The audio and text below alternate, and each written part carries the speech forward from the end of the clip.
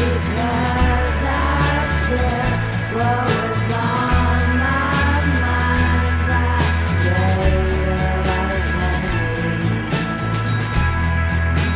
made a lot of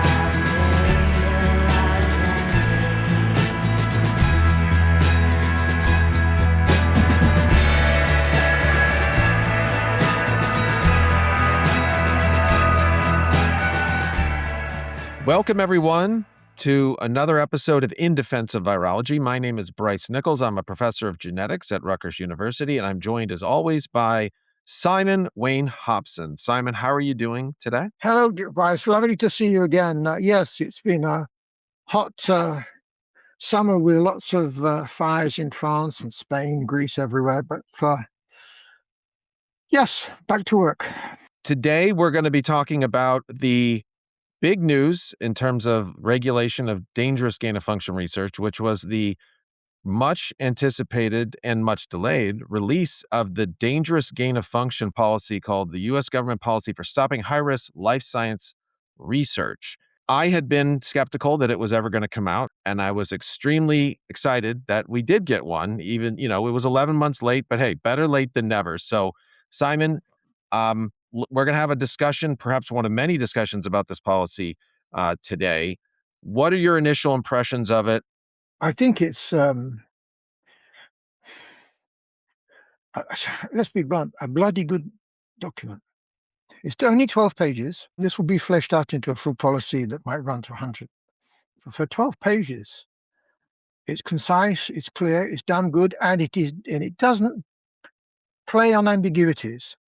It gets to the point. Now, it concerns dangerous gain-of-function, which is our beef, we've been banging on about this for ages.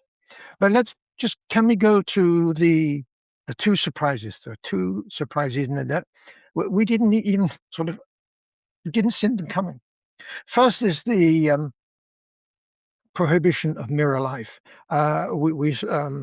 Listeners will know that molecules have certain forms, and we know that the left hand, my left hand here and my right hand here, are mirror images. And chemically, you have molecules that are like this. And all our proteins and our nucleic acids have a certain form with them. We call it a handedness. And this runs throughout the kingdom. And people are interested in making organisms with the left-handed forms out of curiosity, and curiosity does drive science and is excellent. We need people who are curious.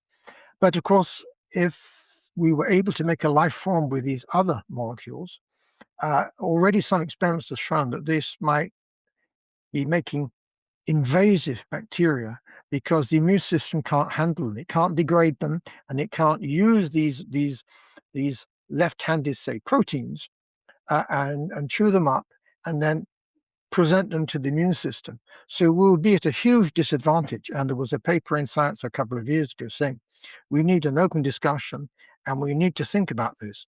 And when you speak to many of the people who signed that document in private, and I've had the privilege of speaking to 2 or 3 of them, and they say, we're going to have to, down the line, we're going to have to stop this. It's too dangerous. And in this document, it just says the creation of these mirror life, these left-handed or whatever you want to do it in terms of chemistry, is prohibited. We didn't see this coming. The second thing is that the using artificial intelligence to design genomes is permitted if it's just left at the design stage. But if the group then takes those design genomes and makes microbes, say bacteria or viruses, out of them, and they'll make viruses for sure, because virus genomes are much, much smaller than bacterial genomes. So we're basically talking about virus genomes. If you make the product, then that is totally prohibited in the US. As it's a federal document, this concerns all federally funded research. It's not the private sector. or say, or funded by philanthropic groups, or say some doctor know in some laboratories in California or Louisiana. That's the next step in terms of US policy, but got to take things stepwise. So these two things are in there. They came from left field, and I think that is proof that there are some people guiding this project who are using their brains. They're thinking. This is not just banal government employees signing off boilerplate stuff. There's some people who are thinking, anticipating, and therefore that encourages me no end. I was a supporter of the executive order, which was uniquely focused on dangerous gain of function. And we have these two in there, so I'm pleased with it. And it is important moving forward that, the U.S. establishes some legislation that will codify this policy into law and make it so that a subsequent administration can't just, throw this policy out. Essentially, what the current administration has done is thrown out the policy that was developed in 2024. Yes, I get your point, and then this is politics. I would just say for the record and to our listeners, that 2024 policy document from the Biden administration wasn't very good. It was ambiguous. I criticized it. It's not. It was just. It wasn't good enough. It was. It was under par. It was over par. Sorry, I'm mixing my golf references. It wasn't good enough. This one is good, and I would hope. And the signs of people guiding it and the signs of thought in there. So I would encourage people to sort of say, we've got a good document. If you want to improve it, fine, go ahead, suggest help, but just don't go on party lines, because this is a good document. I agree with you, Simon. Overall, I think this is a very important step forward. Did you want to talk about the categories of dangerous gain of function research, in addition to you mentioned two surprises, but going back to the actual types of experiments that qualify for dangerous gain of function? Yes, there was back in 2024. So with this is post 9/11, post anthrax scare, the Fink Report came up with a list of 7 types of experiments that were experiments of concern. And here, under dangerous gain of function, I like the dangerous, because it crystallizes the problem, and it shows people that we're not just talking about any old piece of work. This is something that's dangerous, and it starts with dangerous gain of function, and it goes into it lists 7 possibilities, and these overlap tremendously with that 2004 Fink Report. I'm sure the people who wrote this had that document on their hard drives, and they were looking at it. And it includes all the experiments you would think, those that are done by Fouché and Kawoka. It talks about changing transmissibility, increasing the stability of a virus. For example, I remember there's a gentleman back, about 8 years now, in the Pasteur Institute. He was working on trying to stabilize a bird flu virus, H5N1. And I wondered whether that was the dangerous gain of function, because genetically the virus had not been stable. He was trying to find ways to stabilize the virion itself, and that is now prohibited, because if the virion is stabilized, then it can it will lose its infectivity far more slowly, and therefore this could increase a transmission and infectiousness. This is now in there. And the last category, the 7th category, which of course was not in that Fink Report, is the generation or the reconstitution of an eradicated or extinct biological agent. So very quickly, when that report came out, no one had resurrected the Spanish flu virus that gave rise to this horrible, in fact, the most serious flu pandemic that humans have ever known. I guess called Spanish flu. And it was resurrected and published in Science in the year 2005 by a group from the NIH and the CDC. In fact, Dr. Taubenberger, who was the former acting head of the NIAID, was a senior author on that. This is now forbidden. And therefore, I think this provides more clarity. Then it goes on to the sort of, how can we say, do you remember the Procol Harum song "Lighter Shades of Pale"? So everyone knows there's grey areas, and throughout the document you see that the people who wrote this, they are aware that there are grey areas, and instead of trying to give a binary yes/no answer, they are ready to say, well, in this area we'll have a committee look at it. And they're aware that it is impossible to give cut and dried answers sometimes. And remember, they have to provide a policy that's going to cover them maybe for the next 3, 4, 5, 10 years. And so they're saying, well, if something comes up, or if there's a grey area, or if there's something that was not anticipated, this will be seen by a review body. And they're going to set up a number of review bodies. So that is another example of thought. And then they have another category of what they called international research of concern, because the NIH funds much research abroad. And therefore, obviously, that research has to be in line with US law and US practices. And it says, well, of course, in some, say, developing nations, maybe biological standards aren't the same as in the US, and acknowledges that and says, well, if it's in a country of concern, the list of countries of concern are not given, but you can think of Iran, North Korea, and Yemen, and a number of others, then life science research is prohibited. They're not going to waste time messing around with definitions. It's out, finished.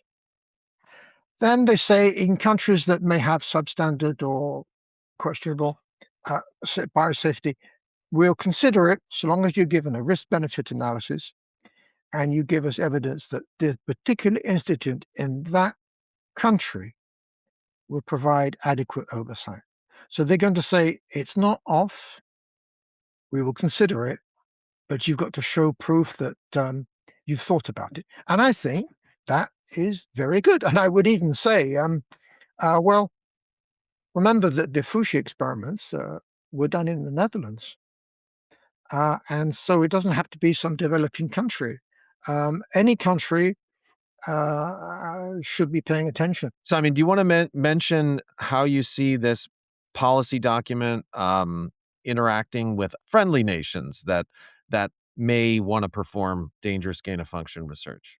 In the policy document itself, it doesn't say this, but if you look in the accompanying press release from the US government, the last paragraph says basically US collaborators and collaborating in the sense of life sciences, of course. What are you going to do? Bluntly, what are you going to do? What, it's over to you. The Europeans have got to move. They got to move, not just because dangerous gain of function, which was something they basically put their heads in the sand.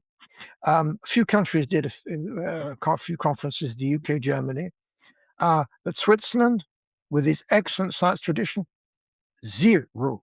The Scandinavian countries, which you think are highly democratic, zero discussion, zero.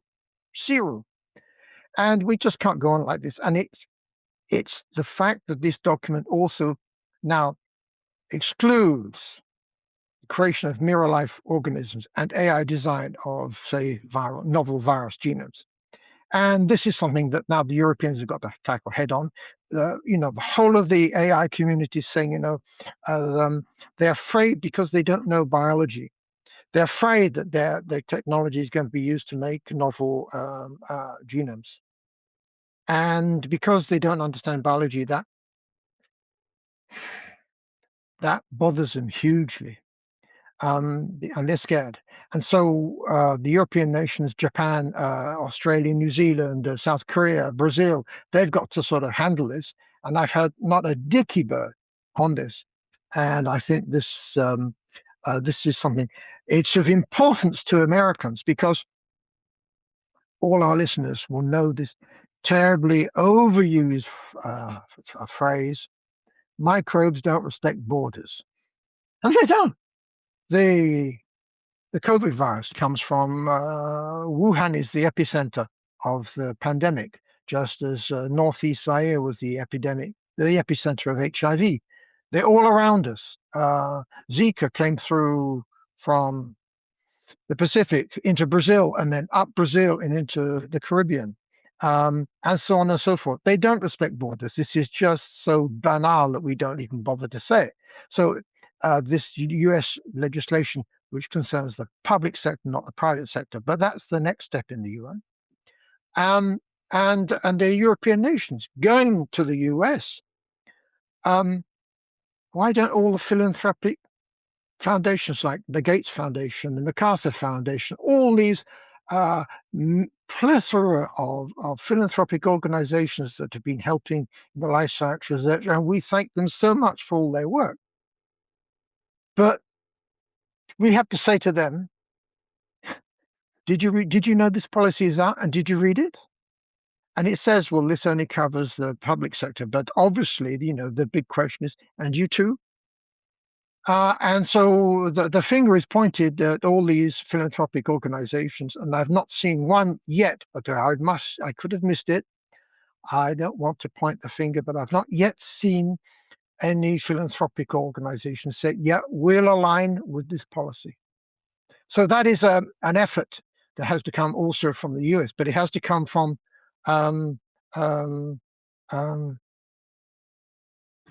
friends of the US, the Europeans, all the, Australia, Japan, whatever, India, all these people have to sort of now do something. Otherwise, it's some great legislation, and people are just going to sort of sabotage it because they just couldn't be bothered to do their bit. So lots got to happen. And please. People obviously, based upon the history of this issue, are concerned about loopholes. How susceptible is this policy to people finding loopholes and exploiting them? Right. Two things. This document refers to federal funded research. The private sector we have to handle. So we've spoken about the microbes, the categories, and not the loopholes, but the areas that it doesn't concern. Now, in the document, there's a section called Roles, Responsibilities, and Oversight. It puts the responsibility fair and squarely on the shoulders of the person who proposes the research. And this is excellent. And there's one good reason for that is the people proposing this work, they know the science better than anyone else. They will know it better than any program officer that is asked to look at this project. Program officers have to look across a bewildering array of different programs, and they can't have precise knowledge in all those areas. If they did, they'll be doing the research. So it puts the responsibility fairly as fair and square on the shoulders of the PI, saying, you have to tell us this is not dangerous gain of function. You are the first people who are going to make a call on this. Is this dGOF or not? Then it says, we want your institution to sign off and say, this is not dGOF, dangerous gain of function. So that PI can't just wiggle and say, no, it's not me, boss, it's someone else. The institution has to sign off on that, and its ethical body or institutional review body has to sign off on that. And then the NIH will look at it themselves, if it had all those rubber stamps, and say, well, we're not sure of that. We'll come back and we'll question you on this. But the responsibility is put on the foot of the PI and the institution. And on top of it, it says we need someone in that institution, let's say your university, which is Rutgers. Rutgers has to appoint someone with responsibilities for looking at this issue. They have to be aware and they have to sign off. And it says that failure to comply with this, failure to nominate a person with such responsibility could ensure curtailment of government funding to that institution. So the institutions are responsibilized. They're on the line. If they don't play ball, if they help their PIs to sort of find a loophole, it could be that the government will say, you tried to get around us. Stop. We're going to stop, or we're going to punish you, or we're going to maybe suspend all funding for 6 months because you tried to rig around our decision. I don't think any US university or research institution that has overheads, sometimes colossal, from the US government is going to skate around it or go very close to the line in the hope that the NIH program officer will miss it. So I think that's why I think the people who wrote this, they were intelligent. They thought about this. They thought about implementation. They thought about it, and that's why I think it's a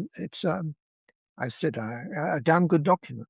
People get concerned when they hear the PI or the researcher is the one making an assessment because they think that might imply that it's self-policing. But I would argue that this is in fact not self-policing. This is just the beginning of a chain of accountability, right? So you're saying, Exactly. yeah, The PI has to say, honest boss, this is not dangerous gain of function. Then he has to convince his institution of the same. And then the NIH will say, we're going to look at that, and if we disagree with you, we're going to disagree with you. It is not a rubber stamp. It is just a weeding out of maybe irresponsible or thoughtless projects. People are going to take this very seriously. And as I say, there's a carrot and the stick. The stick is that if the university doesn't play ball and it doesn't go through the process, and you don't make, or if you're sloppy, and then the NIH disagrees with you, then you let through a sloppy grant proposal. This can open you up to sanctions. So they can't do it. They can't do it. They financially can't afford to do that. I don't see my colleagues trying to get around this. They know what they have to do. And I said I have an essay that I've written on this, and I say something. If you're smart enough to be awarded an NIH grant, then you know the difference between dangerous gain of function and gain of function. And you can read this policy document and you will know what is and isn't. And again, as I come back to this thing of, how can I say, intelligence, it says, well, what happens in the rare case where you might have to do an experiment and say the country's we have an agricultural emergency, or we're locked in some conflict, or life is dirty and complicated, and there's a mechanism for handling this. If you want to say accelerated review because you need to make a vaccine and someone really did show that this was, and they were supporting, then they say, okay, we'll have a look at it. They don't say no, they don't say yes, they say, we'll have a look at it. And there is a possibility for exceptional expedited review in cases of national security, which makes sense to me. one of the key areas of concern is the culture, and the culture that encourages dangerous gain of function research. And to your point, I think this policy does a very good job of changing the culture through changing incentives. The incentive to get around it is lowered. Can it be better? Sure.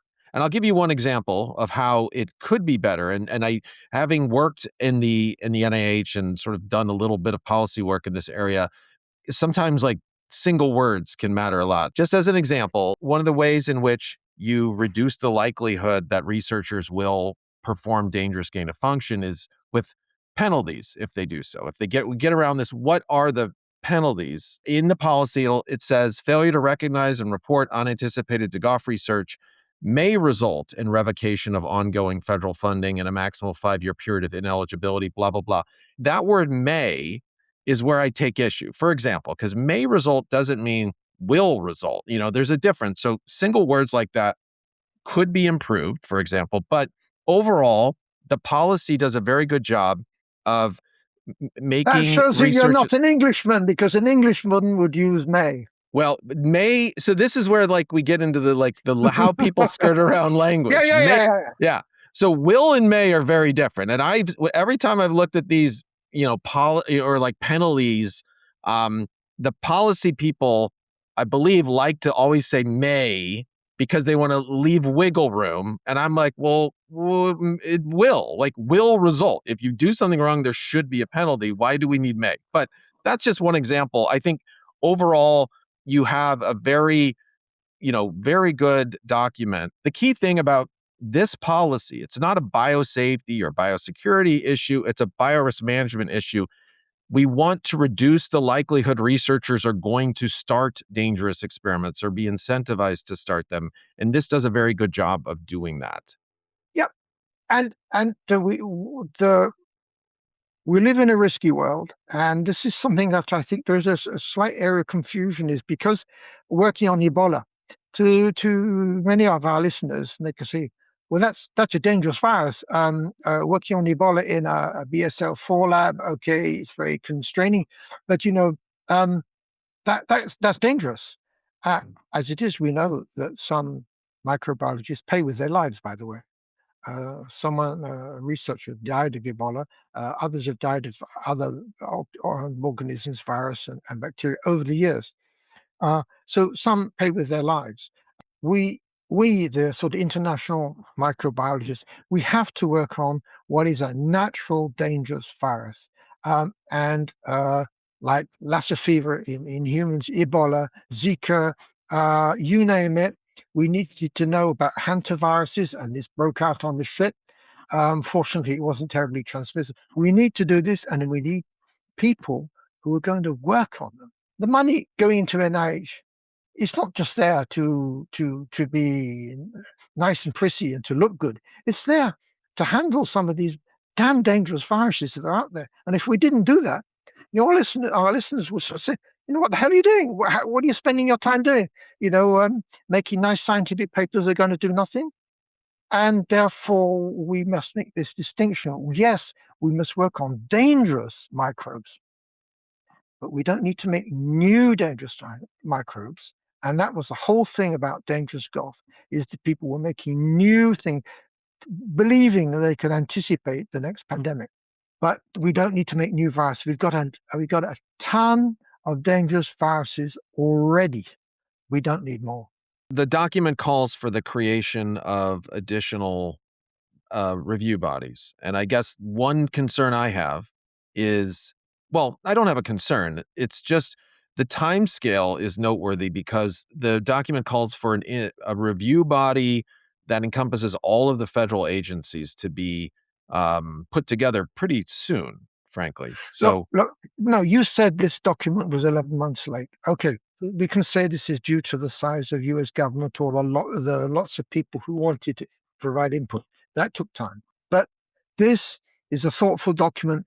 Give them the time. If it takes a bit longer, if they need more time, they need more time. I'm very excited, obviously, that this document exists. And I said it was 11 months late, and better late than never. The issue with the policy versus what needs to happen next is that one of the reasons for the delay in this policy is that when you do try to coordinate across multiple agencies, that can be challenging. And that that makes sense that would cause delays.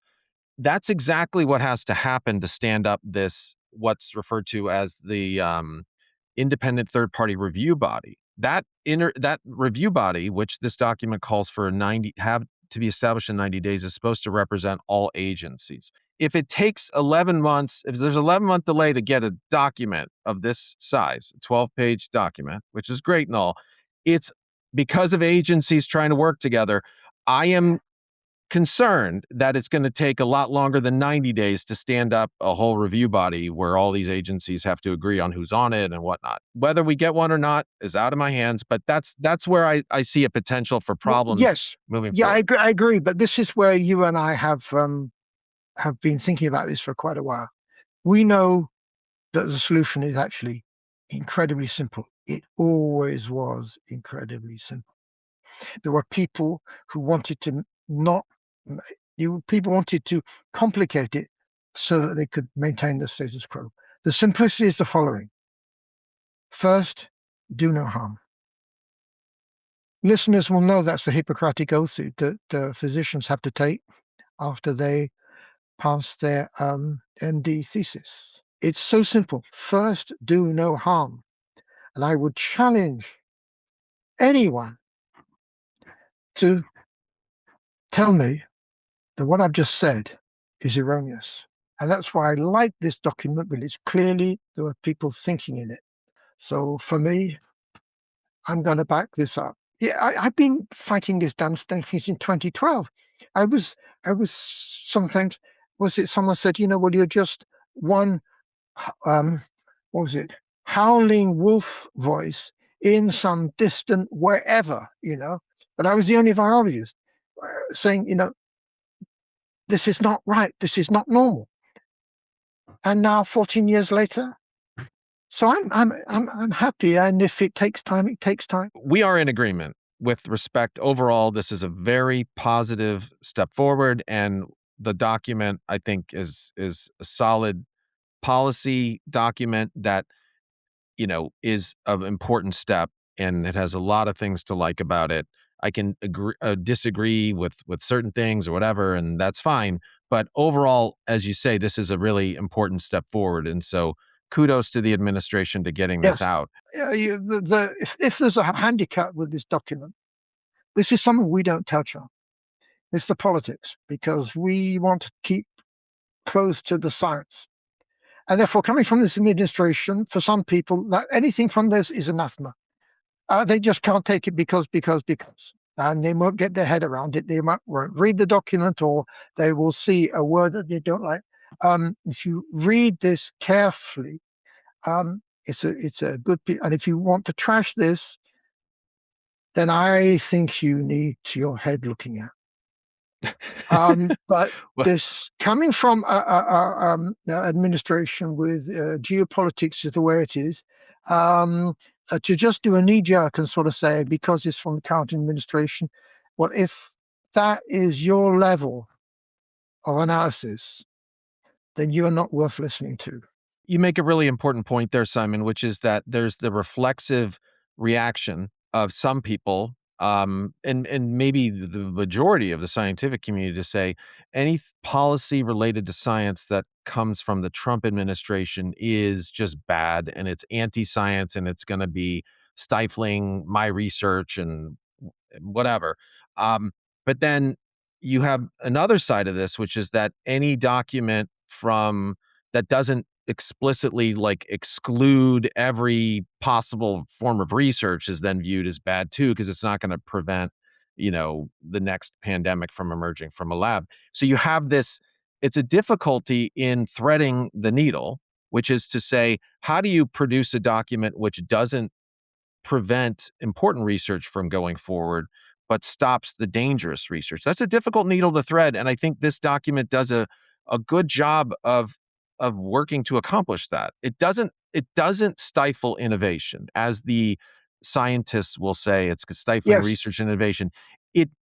I don't think it does that. I mean, the comments I've heard on this document have been so general as to be useless. The fact that it's a policy makes it more fungible than legislation. Legislation, it is actually critically, that's where the legislation, that's where it's hard to unwind legislation versus policy, which in one way is so that's sort of a double-edged sword here. We need legislation to make sure this doesn't get overturned, or the prohibiting of dangerous gain of function doesn't get overturned by future administrations. But at the same time, policies allow for more wiggle room and flexibility about how you can sort of tweak them and make them work better. But overall, this is a very, very good step forward. So good job. And kudos for anticipating and seeing the mirror life and the AI design of genomes. Thank you, Simon, for joining me for the first of what I think will be many conversations that touch upon the